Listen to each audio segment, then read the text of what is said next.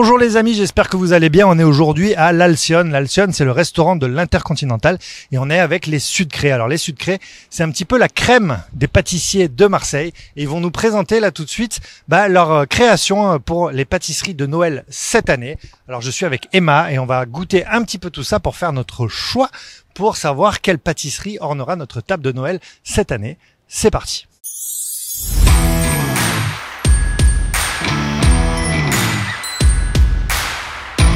La bûche cette année s'appelle Poire Soleil. C'est une bûche donc on a pensé vraiment autour de ce fruit, la poire, et qu'on voulait en fait un petit peu utiliser sous ces deux aspects. La poire sous son côté rassurant, où l'on va travailler avec un sirop d'érable, avec de la vanille, avec de la tonka. Et d'un autre côté, on a un insert à l'intérieur dans lequel on est venu mettre des herbes aromatiques, du persil et de la roquette pour y amener de la fraîcheur et un petit twist intéressant et donner un petit peu de dynamique à cette bûche. Tu parles de la poire et son côté rassurant. Alors moi ça j'aime bien. Est-ce qu'il y a un côté effrayant de la poire ? Il peut, selon l'angle sous lequel tu la regardes, ou alors si elle te tombe sur la tête quand tu passes sous un arbre. Ok, alors dernière question, c'est bientôt Noël du coup. Qu'est-ce que tu vas demander au Papa Noël cette année ? Au Papa Noël de cette année, peut-être une machine pour faire du chocolat à Pâques. Ok. Cette année, dans ma bûche de Noël, comme d'habitude d'ailleurs, elle est assez conceptuelle en fait. Donc du coup, elle s'appelle En attendant Noël. Et dans la tradition provençale, comme je disais tout à l'heure, en fait, vous avez normalement, on a pour habitude d'allumer une bougie chaque dimanche précédent Noël. Donc cette année, ça tombe bien parce que Noël étant un dimanche, le 25, donc du coup, il y a 4 bougies, mais il est possible qu'il n'y en ait que 3. Donc du coup, voilà, vous avez des dates sur les bougies et tout ça. Et elle se compose d'un biscuit madeleine, d'un praliné au thym. Il y a ensuite un biscuit crunchy, une mousse au chocolat au lait légèrement fumée au bois de hêtre et au bâton de cannelle, avec un chocolat au lait qui s'appelle Givara. Et on a aussi un insert citron thym. J'ai l'impression qu'à chaque fois, tu travailles énormément la présentation. À chaque fois, c'est un truc de fou.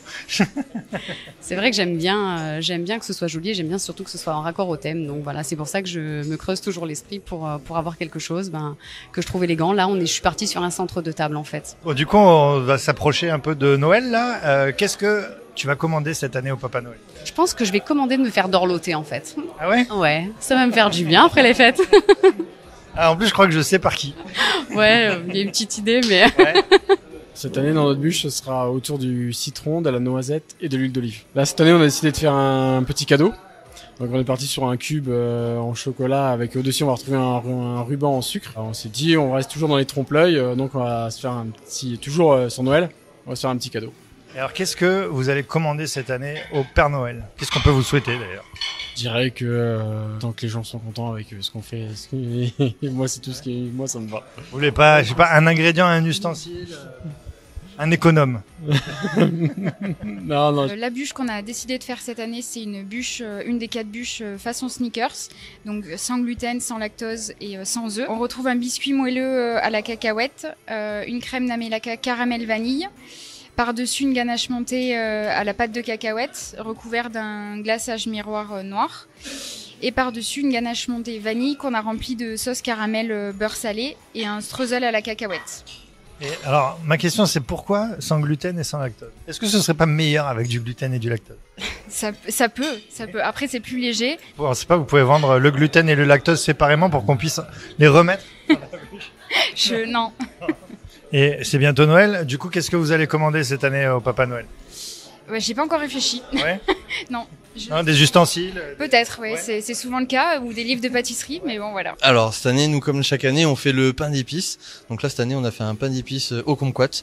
Donc, on est sur un pain d'épices traditionnel. Et dessus, je vais venir mettre un laquage au kumquat, donc un sirop qui est réduit. Et je vais venir laquer, si tu veux, les pains d'épices pendant 2-3 jours, tous les jours, 2 fois par jour, pour qu'ils puissent s'imbiber, s'imprégner du goût du kumquat. Moi, c'est ça qui me rend fou, quoi. C'est tous les jours, tu viens comme on arrose une plante. En fait. Ben complètement. Tu vas par amour et t'arroses tout doucement pour que ça s'imbibe. Après c'est comme tout, hein, c'est de la passion, c'est de l'envie, puis c'est du plaisir. Après, puis on arrive aux fêtes de fin d'année quand même. C'est Noël, donc si on peut apporter un peu de bonheur sur table avec notre pain d'épices, pari réussi. Et tiens, ce que j'ai demandé un petit peu à tout le monde, on s'approche des fêtes de fin d'année, on s'approche de Noël. Qu'est-ce que tu vas demander toi au Père Noël cette année ? Alors moi, je vais demander des guides Michelin. C'est vrai. Parce que je suis à la collection des guides Michelin. Il m'en reste pas beaucoup. Il m'en reste 12 à acquérir pour avoir la collection complète. Il y en a certains, il va falloir que je gagne un euro million, mais il y en a d'autres, ouais, ce sera ma demande pour au Papa Noël. Excellent, des vieux en fait, des éditions anciennes j'imagine. Il manque l'année de 1910 à 1920. Eh ben écoute, le message est passé. Si vous, s'il y en a un qui veut, s'il y en a un qui l'a, voilà, c'est un qui veut l'offrir avec plaisir, je suis là. Alors, dans la bûche de Noël cette année, on va retrouver une mousse au fromage blanc et après plusieurs préparations à base d'agrumes, crème au citron jaune et lime de Tahiti, c'est un petit citron vert, un confit de citron, un biscuit madeleine et un croustillant amande et huile d'olive. de l'huile d'olive. Alors, c'est la volonté d'être un petit peu provençal dans le dessert.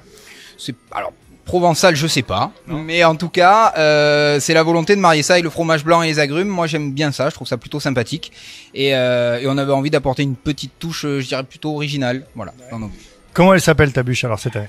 Elle s'appelle Bûche Willis. La bûche Willis. Ouais, Bûche Willis. On a hésité avec Bûche Springsteen, Bûche Tout-Puissant, mais Bûche Willis. On a choisi Bûche Willis. Celle de l'année prochaine, t'as déjà des pistes? Et ouais, j'en ai certaines. On voulait faire Bûche Laden. Je suis pas sûr que ça plaise à tout le monde. Ouais, je suis pas sûr que ça marche. Donc voilà, on a 2-3. Déjà, il faut trouver le nom des 3 autres, quoi. Donc on bosse beaucoup. C'est bientôt Noël. Qu'est-ce que t'as commandé à Noël cette année? J'ai pas encore réfléchi. Faut que je fasse ma liste. Peut-être un costume de Bruce Willis, tu vois, pour aller présenter la bûche grimée en piège de cristal ou un truc comme ça, tu vois. Voilà. Un tablier. Un tablier Bûche Willis. Ouais, exactement. Ouais, c'est pas mal. Et voilà les amis, on était avec les Sucrés. Maintenant, vous avez tous les éléments pour choisir votre pâtisserie de Noël. Avec Emma, là, on va rentrer, on va se coucher. Et je pense qu'on va plus rien manger pendant plusieurs jours. Alors, on vous embrasse et on se retrouve très vite pour un nouveau reportage. Ciao!